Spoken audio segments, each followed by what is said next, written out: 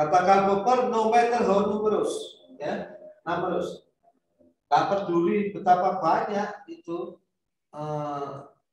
pengalaman partikular itu atau pengamatan partikular itu, karena kata Karl Popper, setiap kesimpulan yang disimpulkan dengan cara ini itu bisa ternyata salah gitu. May always turn out to be false. Kata dia sangat indah ya. Tak peduli betapa banyak, berapa banyak angsa putih yang sudah kita amati, yang itu tidak membenarkan kesimpulan bahwa semua angsa itu putih gitu. Kalau kata David Hume, betapapun besarnya jumlah sekumpulan fakta, secara logis tidak bisa disimpulkan sebuah kebenaran umum. Bahkan kata David Hume, tidak ada keharusan besok pagi matahari akan terbit. Ya. Nah, jadi persoalan yang kita bahas ini disebut problem of induction. Masalah induksi. Ya. Jadi induksi ini nggak bisa dijamin. Tapi memang orang-orang tertentu seperti Reichenbach ini mengambilnya sebagai belief ya, sebagai kepercayaan. Dia bilang prinsip induksi itu menentukan kebenaran teori saintifik, kata Reichenbach.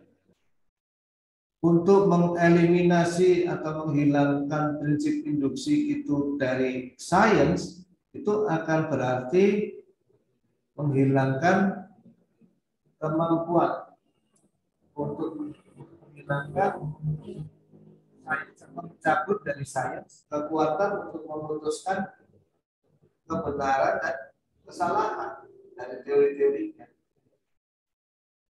Kata Reichenbach, tanpa prinsip induksi ini jelas sains itu tidak lagi memiliki hak untuk membedakan teori-teorinya dari khayalan dan ciptaan acak dari pikiran ahli puisi. Jadi kata Reichenbach, kalau nggak ada induksi itu sains itu ya kayak Mahabharata atau Ramayana atau puisi-puisinya Khairul Anwar ya, atau karya-karya sastra lain ya, nggak ada beda. Nah itu kata Reichenbach. Tapi Karl Popper mengatakan gitu bahwa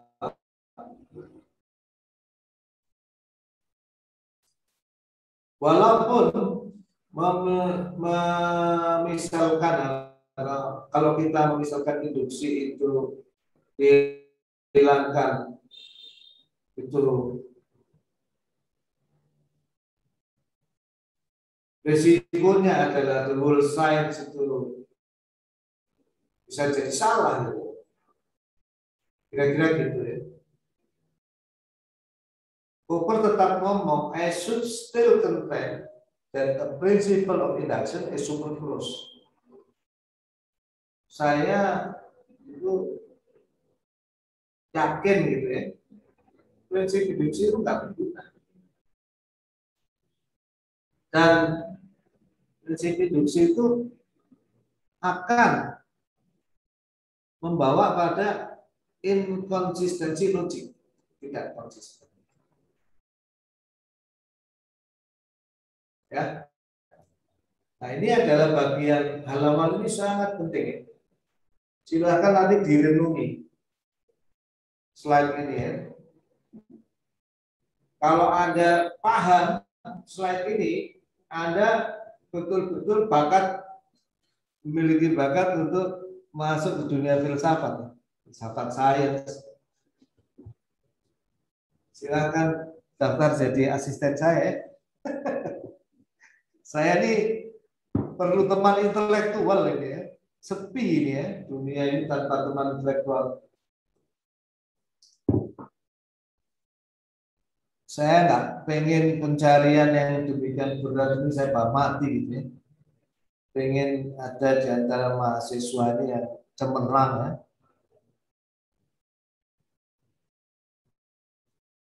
Ini yang kita bicarakan ini sesungguhnya bukan soal yang sederhana. Setiap saya ngobrol sama dosen-dosen senior stay itu, wah, senang sekali mereka. Di mana-mana kita bicarakan filsafat sains, itu adalah one of the frontier of the science. Titik paling depan dari sains itu ya kita bicarakan. Penerapannya luar biasa itu. Buat yang sering merenungi probability akan tahu bahwa di dalam dasar paling dalam dari teori probability itu adalah kegambangan. Kegambangan intelektual. Tapi runyamnya hampir seluruh teori sains, apapun itu ya, kuantitatif maupun kualitatif itu nggak ada yang lepas dari probability sekarang. Mulai data science, fisika aja udah pakai probability. Bapak Ibu kalau lihat para ilmuwan besar seperti Simon Pierre de Laplace, Bayes, Popper, Einstein, Richard Feynman membahas probability, luar biasa itu. Saya udah membuat buku itu probability tanpa kartu dan dadu ya. Untuk kuliah mahasiswa saya. Tidak ada satupun soal kartu dadu. Ya. 25 tahun perenungan itu jadi satu buku cuma. Yang susah itu filsafat dasarnya, kalau penurunannya apa, p-value apalah, insya Allah lebih gampang. Saya skip bukti logis itu ya. Buat yang punya waktu sejam 2 jam di rumah, tolong dikodrat, direnungi bukti yang tadi saya tunjukkan. Ini kalau nggak salah PDF-nya udah saya share juga. Kalau nggak nanti saya share. Sudah dapat Anda PDF kuliah ini? Ini sudah dapat belum nih? Halo? File PPT-nya belum sih, Prof. PDF ini belum? Ini mestinya di Edunex udah saya share semua loh. Di Edunex ada, Pak, tapi tidak bisa di-download. Ya Bisa Allah. di-view saja. Oh ya, nggak apa-apa. Nanti saya share. Insya Allah. Terima kasih. Oh, Edunex itu nggak bisa di-download ya, baru tahu saya. Oke ya. Ini buktinya Karl Popper bahwa Hanya ya, Pak. itu memang secara filosofis dan logik tertolak, maupun yang probability based ya, itu juga nggak bisa digunakan. Nah, terus apa yang dilakukan Popper setelah dia meruntuhkan teori induksi? Dia nggak berhenti dengan meruntuhkan dan meragukan teori scientific discovery berdasarkan induksi. Dia tidak sekedar meruntuhkan kerangka kerja scientific, kerangka kerja penemuan ilmiah dengan menggunakan induksi, tapi dia membangun a completely new theory ya. Sebuah teori atau kerangka kerja atau logika baru dalam yang dia usulkan digunakan dalam temuan-temuan saintifik yang dia sebut deductive method of testing, bahwa logika ini berdasarkan metode deduktif, enggak induktif, jadi kebenarannya dijamin gitu.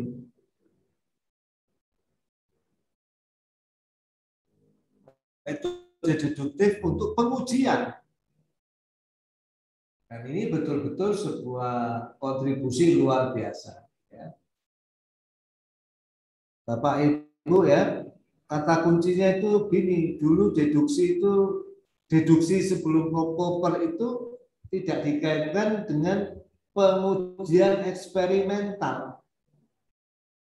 Deduksi itu kebenarannya selalu dari kebenaran umum ke yang lebih khusus ya.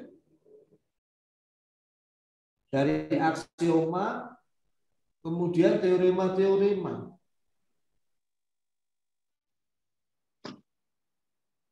Menjadi pertanyaan besar, bagaimana menggunakan deduksi, tapi kok di satu sisi menggunakan hasil uji eksperimen yang sifatnya partikular. Gimana bisa ini mengakurkan begitu ya? Bagaimana memanfaatkan hasil eksperimen yang sifatnya partikular dalam pembangunan sebuah teori? Ya. Itu menurut saya kontribusi luar biasa dari Karl Popper ya. Dia menemukan titik temu ini. Iya. Tapi kayaknya kan di hari ganjil.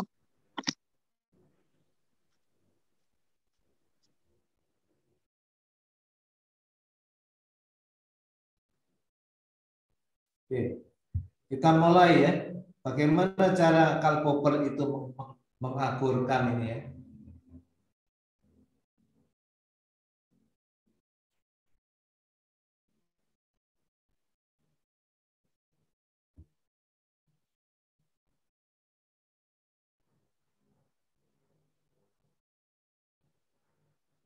Ya.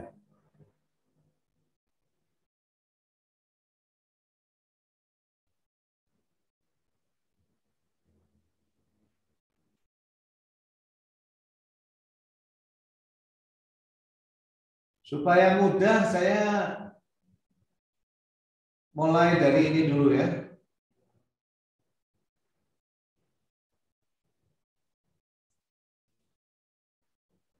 Jadi strukturnya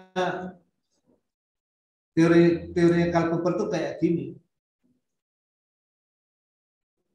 Kalau P itu sebuah teori ya, sebuah pernyataan ya.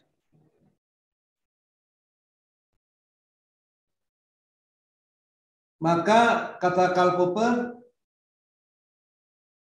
implikasi dari teori itu apa saja? Yang predictable, yang bisa diukur. Misalnya ada 10.000 implikasi atau lebih, itu dideret semua ya. Jika P benar, maka P1 benar. P1 itu bisa diukur, testable. Jika P benar, maka P2 benar. P2 itu sebuah pernyataan yang measurable, dapat diukur, dapat diuji, dapat diobservasi. Terus ya, dideret ya. Ada berapa? Apa ada 3K, ada 10K, ada 10.000, ada lebih dari 10.000. Nah, kata Karl Popper, secara logik itu valid. Kalau pengujian eksperimental menunjukkan salah satu saja dari implikasi teori P, yaitu P1, P2, atau P berapapun, satu aja. Itu ternyata hasil eksperimen menunjukkan salah, maka teori P gugur. Nah, jadi itu struktur dasar bagaimana Karl Popper membangun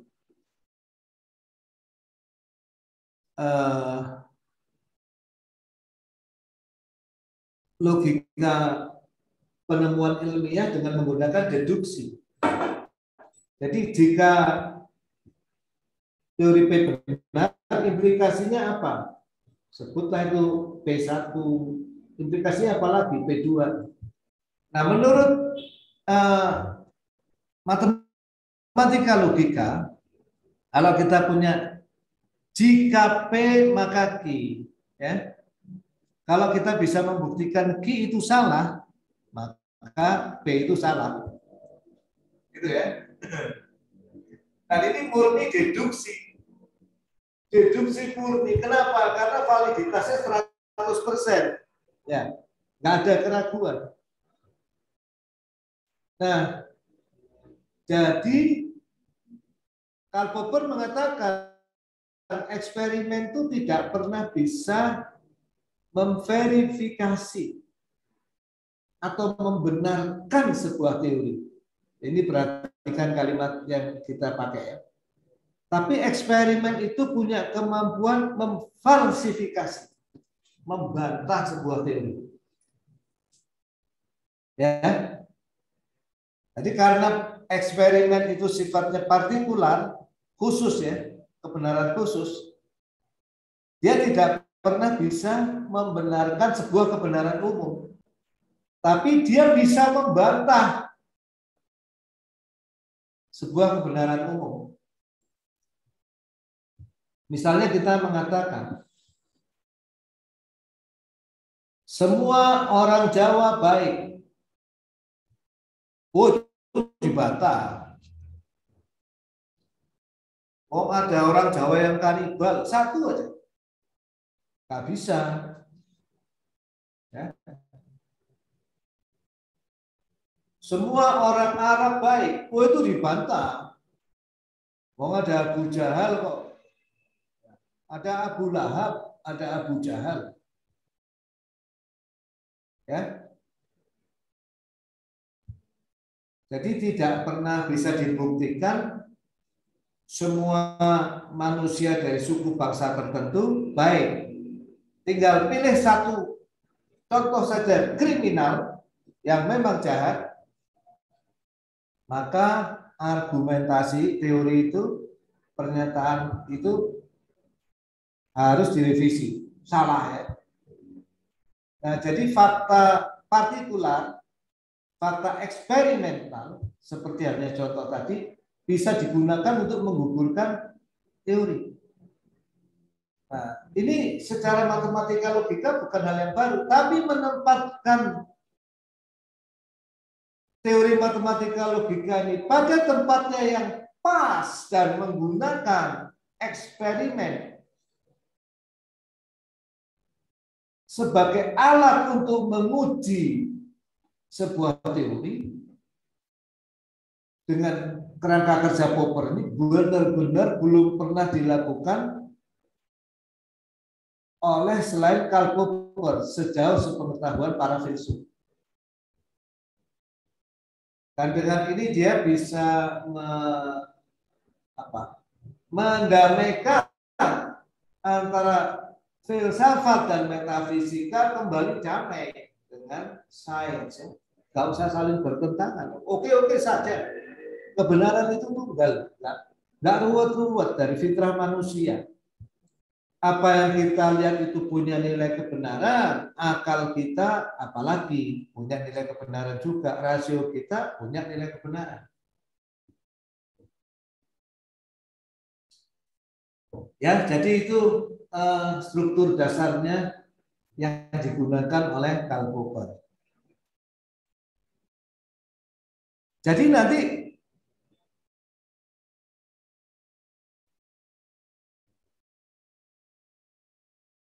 misalnya teori Newton ya.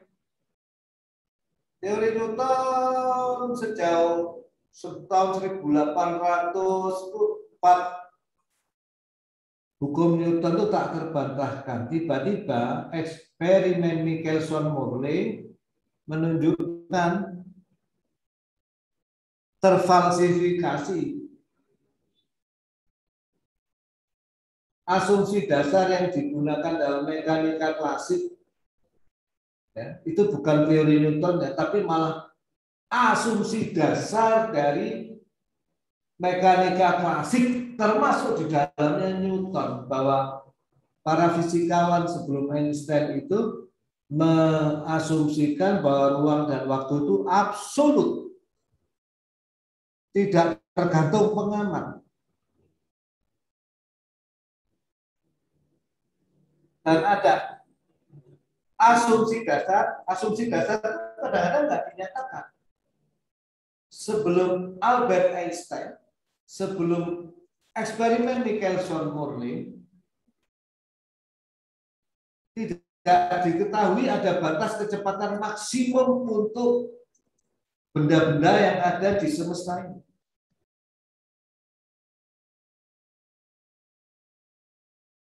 Nah, eksperimen Michelson-Morley itu nggak bisa dijelaskan. Eksperimen ini reproduksi bisa diulang orang-orang dan memfalsifikasi bahwa ruang waktu itu absolut.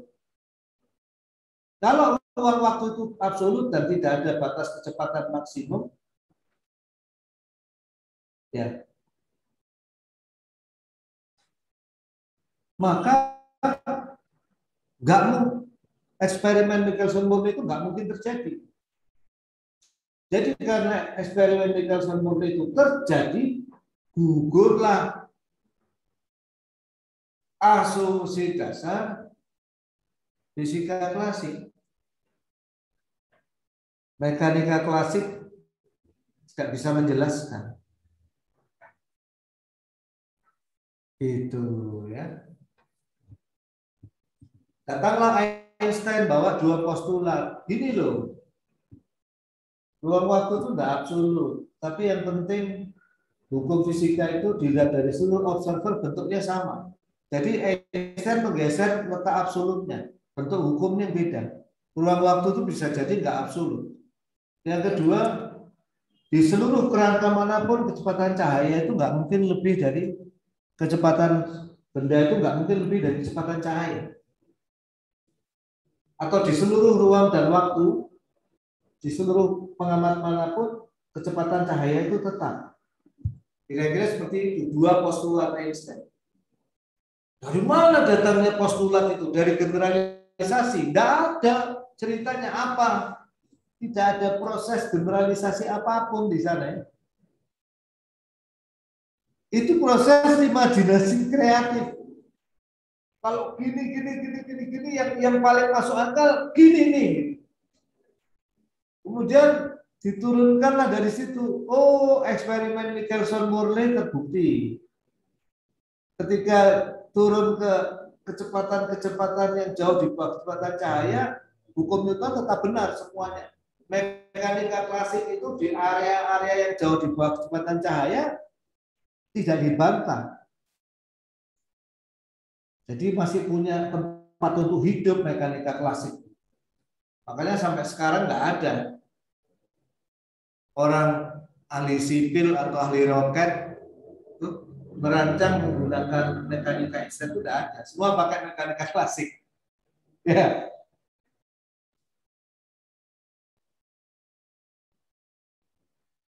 Jadi ketika eksperimen Michelson-Morley itu memfalsifikasi mekanika klasik, maka Einstein datang dan memberikan sebuah teori alternatif. Teori alternatif ini bisa menjelaskan dan sampai saat ini belum bisa difalsifikasi.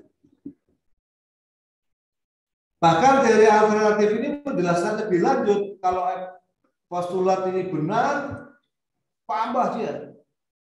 E itu sama dengan mc kuadrat, ini, itu. Dan sampai saat ini seluruh hasil eksperimen belum bisa memfalsifikasi teori relativitas Einstein. Ya. Jadi itu yang diberikan oleh Karl Popper. Bahwa dia merubah posisi ya, jadi dia cuma geser aja. Kalau positivis itu memilih eksperimen sebagai sumber kebenaran dan semua kebenaran lain itu adalah dari indera, Karl Popper tidak. Karl Popper bilang sumber kebenaran itu semuanya, indrawi juga, logika juga. Ini nggak bertentangan. Ya. Yang kedua, kalau positivis itu mengambil karena sumber kebenarannya itu dari yang khusus, maka untuk mendapatkan teori yang umum, dia menggunakan generalisasi dan induksi. Nah, kalau Karl Popper nggak begitu. Eksperimen itu sumber kebenaran, logika itu sumber kebenaran, deduksi. Dua-duanya ini sama-sama source of the truth ya. Maka kebenaran umum itu tidak pernah bisa digenerate dari kebenaran khusus dari eksperimen. Tapi posisi eksperimen itu hanya memfalsifikasi. Sedangkan penciptaan kebenaran ini menurut Karl Popper dilakukan melewati sesuatu yang disebut creative imagination, bukan generalisasi. Jadi memang saintis itu sangat kreatif, dia bisa melihat pola dan dia bisa membayangkan mestinya apa yang terjadi di sana. Ya. Ini bukan sebuah generalisasi. Kayak Albert Einstein mempostulatkan dua postulat yang tadi saya sebutkan itu, bahwa hukum fisika itu sama di seluruh observer. Yang kedua itu kecepatan cahaya itu sama dilihat dari seluruh observer. Dari mana itu? Generalisasi macam apa? Nggak ada itu. Tapi dia melihat bahwa hanya dengan diulang-alik kira-kira seperti kira-kira itu ya. Einstein itu selalu percaya bahwa hukum-hukum alam itu sederhana, beautiful, harmoni. Coba mencari sesuatu yang sangat sederhana yang bisa menjelaskan itu semua. Dan nanti ketika dia turunkan, dia bisa menjelaskan semua eksperimen yang ada. Lebih lanjut, implikasi-implikasi teorinya dibuktikan dengan berjalannya waktu. Diuji dengan eksperimen dan eksperimen belum ada yang bisa memfalsifikasi. Jadi saya ulang ya, beda yang pertama kalau positivis itu menganggap yang indrawi itu sumber kebenaran, kalau Karl Popper sumber kebenaran itu rasio maupun eksperimen dua-duanya. Makanya dia disebut logiko-positivistik. Ya. Nama filsafat Karl Popper itu logiko-positivistik. Jadi sains itu yang diterima secara luas oleh para filsuf saintis itu, yang disebut sains itu punya dua sifat, logis dan empiris.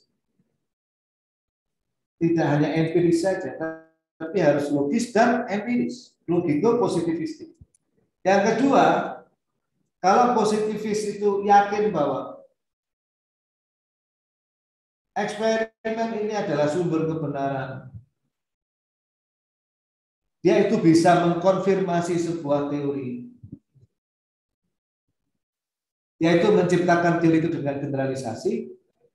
Kalau Karl Popper itu tidak seperti itu.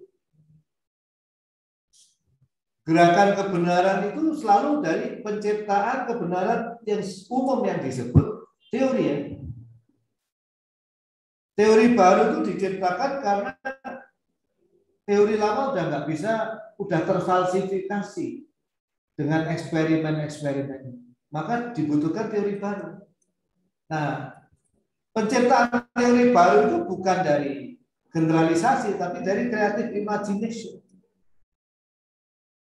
Ini diambil dia dari Einstein juga. Einstein itu kalau menemukan sesuatu katanya tangannya bergetar-getar, dia kayak dapat intuisi gitu.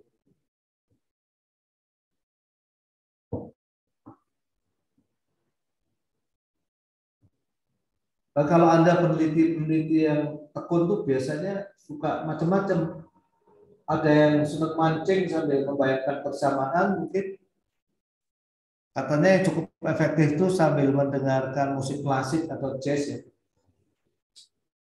Jadi penemuan-penemuan besar, loncatan pemikiran itu kadang-kadang diperoleh dalam keadaan orang sudah sekian lama menekuni sesuatu, tiba-tiba seperti anugerah gitu ya. Itu yang dialami Albert Einstein. Dibahasakan oleh Karl Popper itu Bindfuhlung ya.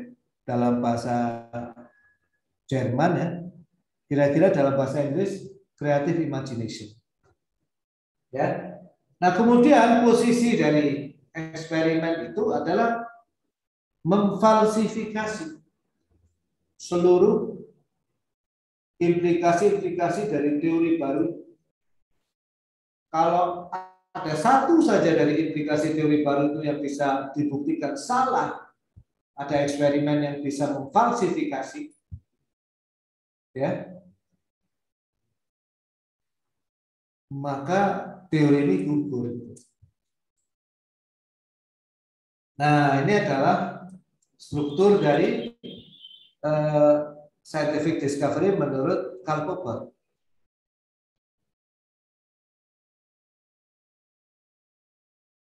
Jadi nanti kalau menurut Karl Popper, apa yang mendemarkasikan sains dan non-sains? Jadi menurut Karl Popper sesuatu itu disebut sains jika dan hanya jika dia bisa difalsifikasi secara eksperimental. Contoh ya, kenapa teorinya Einstein bisa disebut sains? Karena teori relativitas, maksud saya teori relativitas ya, karena teori relativitas khusus lah katakannya, itu bisa diuji secara eksperimental dan sudah diuji. Dan setelah diuji dia belum bisa difalsifikasi sampai saat ini. Maka dia masuk kategori sains. Ya.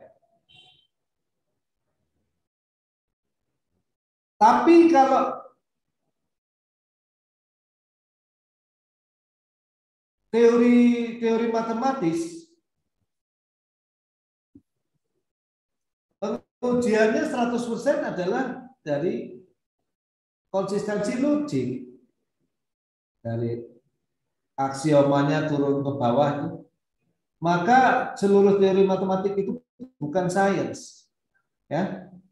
Dia memiliki nilai kebenaran matematis, kebenaran logis, tapi tidak pernah matematik itu memiliki kebenaran saintifik, karena dia tidak bisa diuji, tidak bisa difalsifikasi tidak bisa dibantah dengan sebuah eksperimen. Ya. Nah, jadi ini inti beberapa poin-poin pemikiran penting ya. Nanti tolong di cross check lagi ke slide-slide itu ya. Nah, jadi seperti yang pernah saya jelaskan beberapa kali, menurut Karl Popper, teori-teori ilmiah itu tidak pernah, teori saintifik itu tidak pernah disebut benar secara absolut, nggak pernah ya.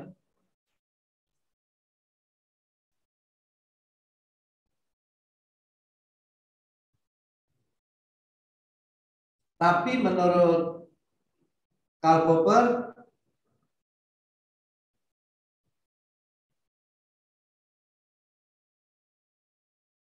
teori-teori sains itu yang belum bisa difalsifikasi itu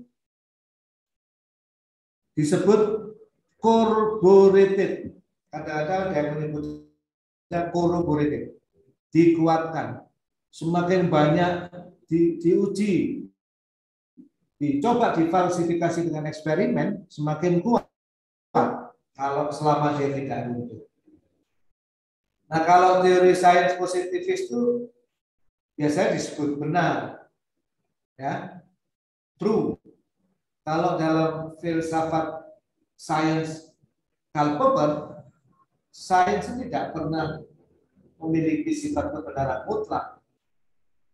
Tapi sampai sejauh ini dia cukup kokoh ya, dan tak terbantahkan. Apakah 100 tahun lagi masih bertahan ya nggak tahu. Ya.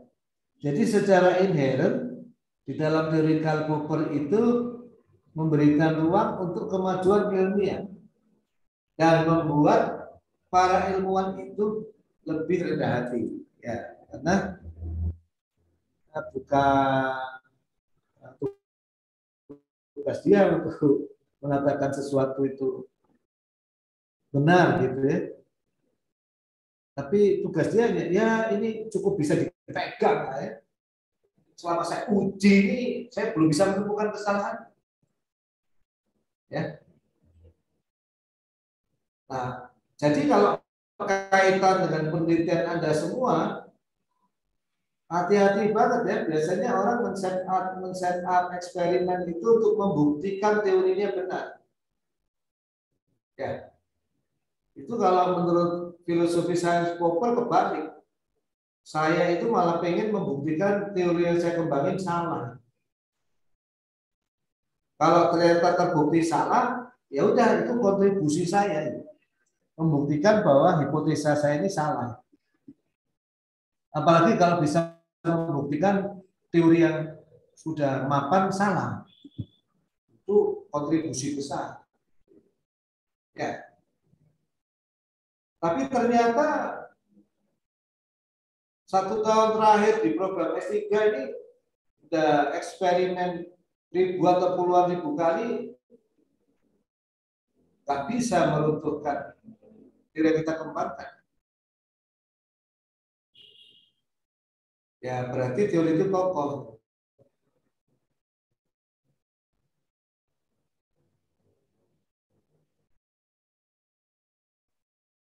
Ya itu Anda coba rasakan ya, ada satu nuansa yang beda ya, sangat berbeda ya. Jadi nama populer dari filsafat sains Karl Popper itu critical thinking, berpikir kritis. Ya. Jadi begitu ini bicara sains, begitu ini bicara engineering, maka ruang untuk perdebatan, ruang untuk memfalsifikasi terbuka. Ya. Saya ingin memberikan contoh ya, apa-apa yang bisa disebut saintifik, apa-apa yang tidak bisa disebut saintifik ya. Dengan teori demarkasi.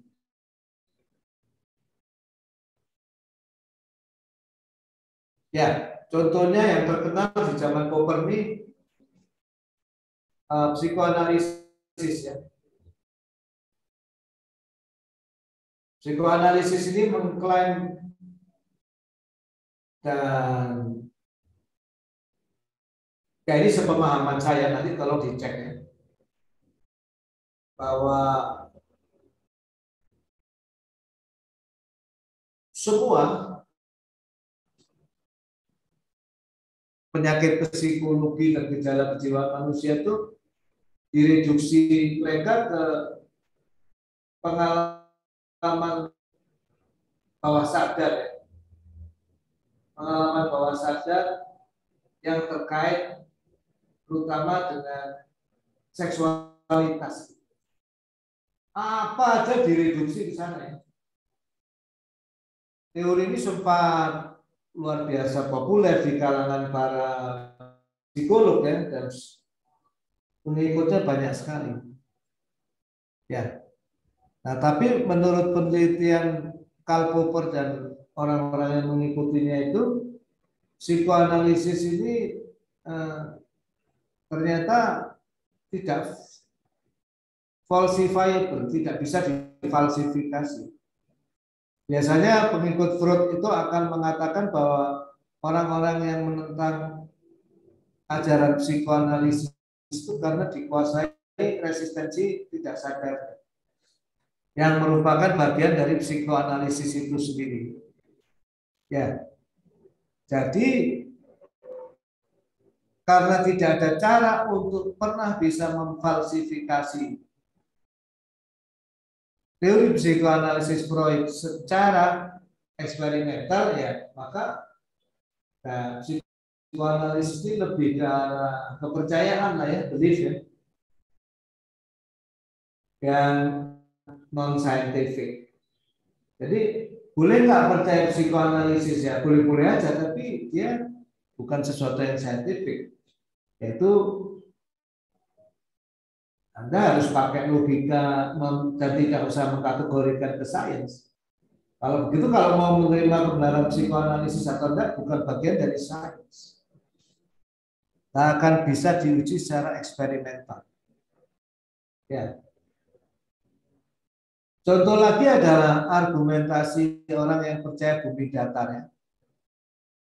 Seorang pengikut pandangan bumi datar itu misalnya mengatakan bahwa para penentang bumi datar itu tidak mau menerima ajaran bahwa itu bumi datar karena sudah terjebak oleh konspirasi NASA. Walaupun Profesor Dr. Thomas Jamaluddin yang dari Lampang itu menjelaskan berkali-kali, kalau Anda lihat diskusinya itu sangat bagus ya. Thomas Jamaluddin itu adalah teman saya di Jepang ya, Profesor Astronomi. Bagaimanapun beliau membuktikan dengan berbagai argumen, itu pengikut bumi datar tetap ngomong beliau terjebak konspirasi NASA. Nah, artinya teori bumi datar itu belief ya, keimanan ya, dan nggak bisa dibantah. Nah, merupakan satu doktrin nggak bisa dibantah. Jadi itu menurut Popper tidak bisa difalsifikasi, jadi bukan bagian dari sains. Nah, hati-hati juga dengan data sains dan mesin learning. Misalnya mesin learning dikembangkan berdasarkan algoritma support vector machine atau decision tree atau random forest atau logistic regression atau yang lain. Misalnya diklaim bahwa mesin learning ini efektif untuk analisa sentimen. Komentar pelanggan berbahasa Indonesia di Twitter. Nah, hati-hati, hanya mengklaim bahwa itu menggunakan mesin learning, big data, data science, tidak otomatis dia itu menjadi sesuatu yang memiliki nilai saintifik dan layak dipercaya secara saintifik. Yang menentukan dia saintifik enggak itu ya seberapa bisa dia diuji ya. Dan pengujian yang bagus itu ya harus yang betul-betul dasar. Pakai case ya. Seberapa teliti sebetulnya mesin learning itu? Yang disebut teliti itu berapa di mesin learning itu? Kalau orang bisa mengatakan sentimen analisis ini ketelitiannya 99%, saya sih nggak percaya ya, karena manusia aja yang memberikan data training itu bisa berbeda pendapat tentang sebuah sentimen, ucapan sentimen itu apakah disebut sentimen positif atau negatif. Ya, kalau pengalaman saya paling 75% itu udah bagus sekali. Nah, itu harus diuji betul-betul apakah bisa mencapai 75% atau standar best practice tertentu, atau dia ternyata cuma 25% gitu. Recall-nya atau precision-nya ya. Nah, jadi intisarinya mesin learning itu berpotensi untuk jadi sesuatu yang tidak saintifik, yang disebut pseudoscience. Kalau dia tidak diuji dengan baik dan tidak dibuat kerangka pengujian yang bagus. Tapi dia memiliki potensi juga untuk betul-betul bersifat saintifik kalau dia falsifiable, ya, bisa dibantah dengan eksperimen, dengan pengujian, dan seterusnya. Ini cukup banyak contoh ya. Silakan nanti saya share. Nah, kemudian barangkali itu dulu dari saya. Anda mungkin mau tanya jawab dulu. Saya istirahat 5 menitan, silahkan berpikir apa yang mau Anda tanyakan.